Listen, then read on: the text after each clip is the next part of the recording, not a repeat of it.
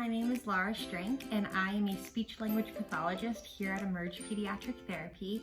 And today I wanted to talk to you all about one of the new hot topics in speech therapy, which is Gestalt language processing. So one of the most important things to know before we start talking about ways to support your child who may be using Gestalt language processing is the difference between analytical and Gestalt language processing. Analytic language development is the way that we think about most children learning how to access language and learn about it. So the way language is developed with analytic language learners is they learn words as being a single unit, and they slowly expand on that with time. So first they might understand go, then they might start saying let's go, then they might start saying let's go to the store.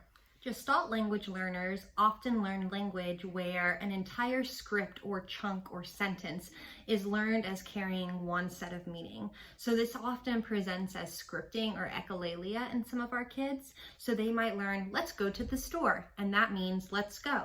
And so the way they develop language is going to look really different. So they might start by saying, let's go to the store.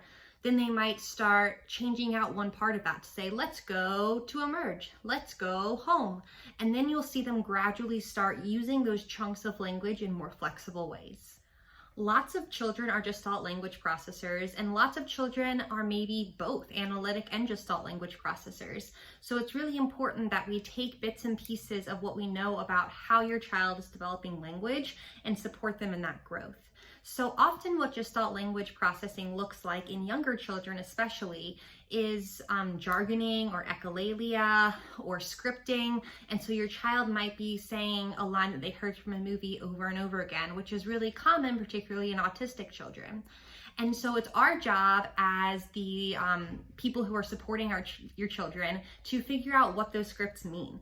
They are often really intonationally rich, so you'll hear a lot of up and down and a lot of rich melody to that speech, and they're often very strongly tied to emotional experiences. It's also important to keep in mind that the Gestalt you hear from your child are rarely literal. So your child might be saying, zoom, zoom, zoom, we're going to the moon. And that doesn't mean every time that they're pretending to go to the moon like in this show. It could mean, I want to play with you, or it could mean, let's go. And so it's really important that we don't take these Gestalts at face value, but we instead dig to figure out what their meaning could be. So next we need to know a little bit about how we can support our children who use Gestalt language processing. The number one thing to keep in mind is that echolalia always communicates.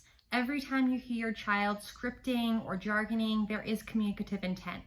If you know what that intent is, then you should reinforce that because that's extremely validating for your child. Lots of autistic adults still rely on this type of communication, and having people recognize it as a valid form of communication has done wonders for their self-image and for how validated they feel as communicators. If you aren't sure what this script means, then it's important to acknowledge that you heard them, but don't go out of your way to assign meaning, because this can be frustrating. Aside from acknowledging your child's gestalts and scripting, there are several tangible things that you can do to support their language development. The first thing is reduce asking questions. Instead, model gestalts. So the recommended gestalts that you might use include let's, it's, and I'm statements. The more you model this, the more likely your child might be to pick up on these really important examples of how to communicate with others. You can also tune into melody whenever you're modeling gestalts for your child. Knowing that intonationally rich sentences are more tangible and more likely to be understood might mean that we model some of our gestalts and make them really rich in intonation for our children.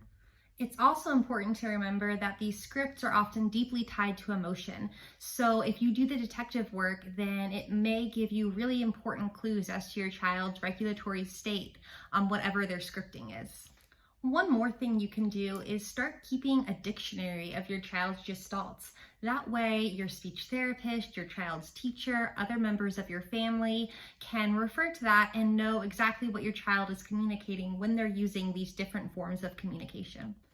If you would like to learn more about Gestalt language processing, you can visit the blog post associated with this talk, which includes several great resources for Instagram accounts and podcasts that you can listen to learn more. And if you think your child might be a Gestalt language processor and you'd like to start working with a speech therapist, all of the speech therapists that emerge are familiar with this method of learning language. So reach out to us and hopefully we can get started on some speech therapy working together with you.